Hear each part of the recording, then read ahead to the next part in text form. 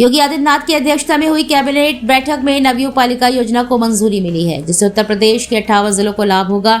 इस योजना के तहत नगर निगमों से बाहर के 55 नगर पालिका परिषदों और 3 नगर पंचायतों में बुनियादी ढांचे, डिजिटल गवर्नेंस और नागरिक सुविधाओं का विकास किया जाएगा। 5 वर्षों में 2916 करोड़ रुपए खर्च होंगे। योजना का उद्देश्य संतुलित शहरी विकास, बेहतर जीवन स्तर और पारदर्शी सेवाएं सुनिश्चित करना है, जिससे छोटे शहरों में भी आर्थिक गतिविधियों को बढ़ावा मिलेगा। योगी आदित्यनाथ के नेतृत्व में उत्तर प्रदेश तेजी से ग्लोबल स्किल हब बन रहा है। पिछले वर्षों में 25 लाख से अधिक युवाओं को हाईटेक ट्रेड्स में प्रशिक्षित किया गया है, जबकि 9 लाख से ज्यादा को सरकारी नौकरियां मिली हैं। ITI और कौशल विकास मिशन के जरिए युवाओं को AI, रोबोटिक्स और आधुनिक तकनीकों में दक्ष बनाया जा रहा है। स्वामी विवेकानंद युवा सशक्तिकरण योजना के तहत लाखों टैबलेट, स्मार्टफोन वितरित हुए हैं। इन पहलों से बेरोजगारी दर में गिरावट आई है और प्रदेश आत्मनिर्भरता व आर्थिक विकास की दिशा में आगे बढ़ रहा है। उत्तर प्रदेश ने सौर ऊर्जा के क्षेत्र में बड़ी छलांग लगाते हुए अपनी क्षमता 400 मेगावाट से बढ़ाकर 5000 मेगावाट से अधिक कर ली है। योगी आदित्यनाथ सरकार की नीतियों से राज्य अब हरित ऊर्जा में अग्रणी बन रहा है। PM सूर्य घर योजना के तहत 4 लाख से ज्यादा रूफटॉप सोलर संयंत्र लगाए गए हैं, जिससे लोगों को आर्थिक लाभ मिल रहा है। अब राज्य ग्रीन हाइड्रोजन परियोजनाओं पर भी तेजी से काम कर रहा है, जो भविष्य की ऊर्जा जरूरतों को पूरा करने और पर्यावरण संरक्षण में अहम भूमिका निभाएगा। योगी आदित्यनाथ ने लखनऊ में आयोजित जनता दर्शन में सैनिकों, पूर्व सैनिकों और उनके परिवारों को भरोसा दिलाया है कि उनकी सुरक्षा, सम्मान और समस्याओं का समाधान सरकार की जिम्मेदारी है। उन्हें अधिकारियों को निर्देशित किया कि जवानों से जुड़े मामलों का समयबद्ध निस्तारण सुनिश्चित करें। CM ने जमीनी विवाद, आर्थिक सहायता और इलाज से जुड़े मामलों को भी गंभीरता से सुना और त्वरित कार्यवाही के निर्देश दिए हैं। उन्हें कहा है कि कोई भी मरीज धन के अभाव में इलाज से वंचित नहीं रहेगा। सरकार हर संभव मदद करेगी। योगी आदित्यनाथ की अध्यक्षता में उत्तर प्रदेश कैबिनेट ने गेहूं का न्यूनतम समर्थन मूल्य 2585 रुपए प्रति क्विंटल तय किया है, जो पिछले वर्ष से 160 रुपए अधिक है। रबी विपणन वर्ष 2026-27 के लिए गेहूं खरीद 30 मार्च से 15 जून तक 6500 केंद्रों पर की जाएगी। किसानों को MSP के साथ 20 रुपए प्रति क्विंटल अतिरिक्त भी मिलेगा। खरीद फूड कॉर्पोरेशन ऑफ इंडिया सहित कई एजेंसियों के माध्यम से होगी। साथ ही निजी बिजनेस पार्क योजना समेत 21 अन्य प्रस्तावों को भी मंजूरी दी गई है।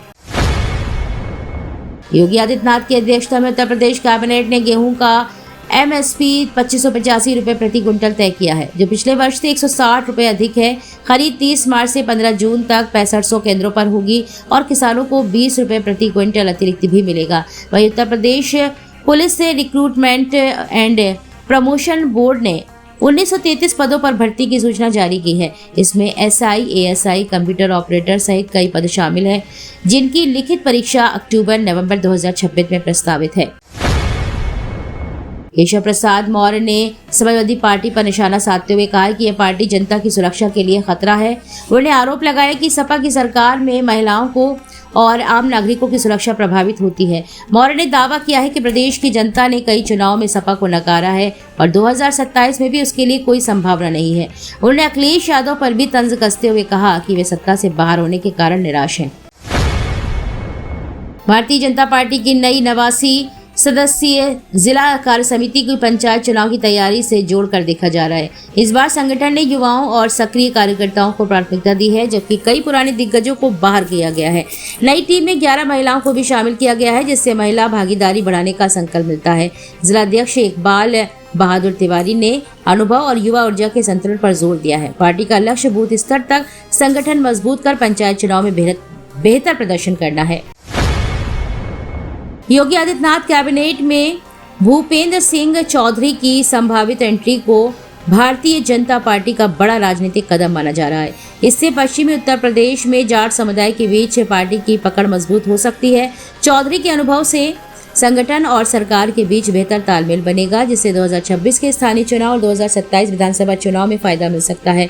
साथ ही क्षेत्रीय संतुलन, विकास, ग्रामीण विकास और नए नेतृत्व के जरिए पार्टी अपनी चुनावी स्थिति और मजबूत करने की कोशिश कर रही है।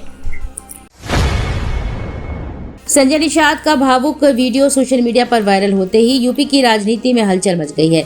वीडियो में वे रोते नजर आए, जिस पर अखिलेश यादव ने तंज कसते हुए इसे भाजपा में शामिल होने का पछतावा बताया है। अखिलेश ने इसे पिछड़ा, दलित और अल्पसंख्यक वर्ग के नेताओं में बढ़ते असंतोष का संकेत करार दिया है। वहीं निषाद के समर्थकों ने कहा है कि यह केवल भावनात्मक क्षण था और वीडियो को गलत तरीके से पेश किया गया है। मामला सोशल मीडिया और राजनीतिक गलियारों में चर्चा का विषय बना हुआ है। ब्रजेश पाठक ने समाजवादी पार्टी पर तीखा प्रहार करते हुए उनके पूर्व शासनकाल को महिला सुरक्षा और कानून व्यवस्था के लिए खतरनाक बताया है। उन्होंने कहा है कि उस समय अपराधियों के हौसले बुलंद थे और महिलाओं को असुरक्षित महसूस करना पड़ता था। पाठक ने सपा पर सांस्कृतिक मूल्यों की अनदेखी और कार्यक्रमों में गलतियां करने का आरोप भी लगाया है। उन्होंने भाजपा सरकार की उपलब्धियों का जिक्र करते हुए कहा कि वर्तमान में कानून व्यवस्था मजबूत है और महिलाओं की सुरक्षा सर्वोच्च प्राथमिकता है। उनका बयान राजनीतिक हलकों में चर्चा का विषय बना हुआ है। मथुरा में ईद के दिन प्रसिद्ध गौ रक्षक चंद्रशेखर सिंह की सड़क हादसे में मौत के बाद सियासत गर्म हो गई है। सोशल मीडिया और स्थानीय हिंसा के बीच समाजवादी पार्टी के सांसद अफजल अंसारी ने यूपी की कानून व्यवस्था पर सवाल उठाए हैं। उन्हें निष्पक्ष जांच की मांग करते हुए कहा है कि अपराधियों के हौसले बुलंद है और प्रदेश में कानून का डर नहीं है। घटना के बाद दिल्ली आगरा हाईवे जाम हुआ है। पुलिस ने लाठीचार्ज किया और 13 से 20 लोगों को गिरफ्तार किया है। मामला हिंसा और अफवाहों से और बिगड़ गया है। ज्योतिर्मठ के शंकराचार्य अभिमुक्तेश्वरानंद सरस्वती ने आरएसएस प्रचारक और मुस्लिम राष्ट्रीय मंच के संयोजक इंद्रेश कुमार पर 10 लाख हिंदू लड़कियों के निकाह कराने का आरोप लगाया है। शंकराचार्य ने इसे हिंदू समाज के साथ विश्वासघात और संगठन का डबल गेम बताया है। इसके बाद इंद्रेश कुमार ने बयान को पूरी तरह खंडित करते हुए इसे असत्य, भ्रामक और अपमानजनक करार दिया है। उन्होंने कहा कि उनका संगठन सांप्रदायिक सौहार्द बढ़ाने का काम करता है, न कि ऐसे विवाह करवाने का। विवाद धार्मिक और राजनीतिक गलियारों में चर्चा का विषय बन गया है। उत्तर प्रदेश के पूर्व मुख्यमंत्री और अखिलेश यादव ने सपा के आगामी चुनाव अभियान में महिलाओं के लिए बड़ी घोषणा की है। उन्होंने कहा कि यदि सपा सत्ता में आती है तो महिलाओं को 40,000 रुपए की राशि देने वाली स्त्री सम्मान समृद्धि योजना लागू की जाएगी।